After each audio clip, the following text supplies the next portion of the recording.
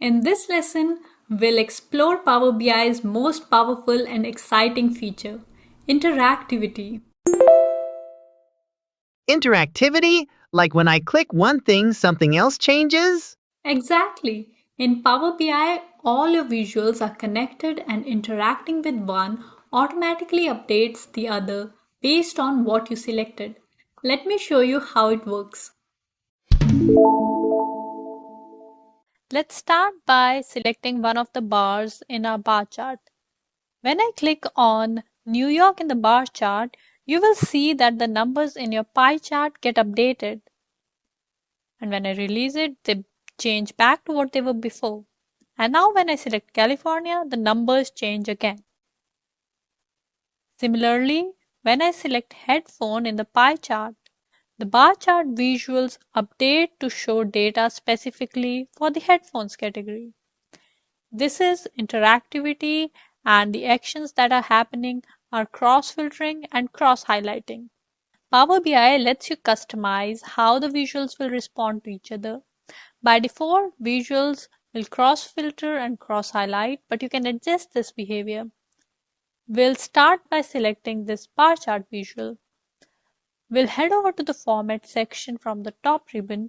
You will see this Edit Interactions option, and as the name suggests, it helps you define how your visuals will interact with each other.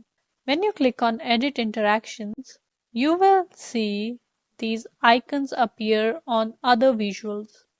These options allow you to choose whether you want to filter, highlight, or do nothing in response to your selection. Let's start by testing out this None icon. Now when I click on a bar in the bar chart, nothing happens in the pie chart. Let's test it out the other way around. Currently, clicking on a slice in the pie chart is making the bar chart cross-highlight.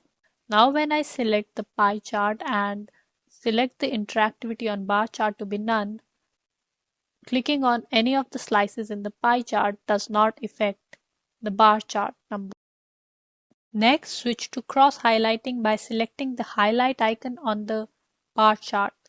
Now when I select a category in the pie, you can see how the bars in the chart dim the irrelevant section while emphasizing the data that matches the headphones category in pie chart. The highlighted numbers show the sales of headphones in these states. It is just highlighting the relevant part in the visual, giving you a comparison view.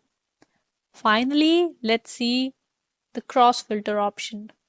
Now, after clicking on this icon, when I select a category in the pie chart, only the relevant data in the bar chart will appear. It is not showing the comparison, but it is dynamically filtering out the rest of the data. Here you will notice that because California had more sales of headphones, it replaces New York from first position. It is happening because now the data is being filtered out rather than being just highlighted. Let's set back the interactivity for this to cross-highlighting. Interactivity control is particularly useful when it comes to slicer. So let's select the slicer first. And now if you do not want a visual to be affected by the slicer, you can easily set it to none. And then the visual will not update. Let's turn off interactivity for the pie chart. When I select the none option on pie chart in respect to the slicer, you will see the slicer is no longer filtering the data on the pie chart. It is useful when you do not want all of your visuals to be affected by the slicer. For now, let's turn on the interactivity by selecting this filter icon.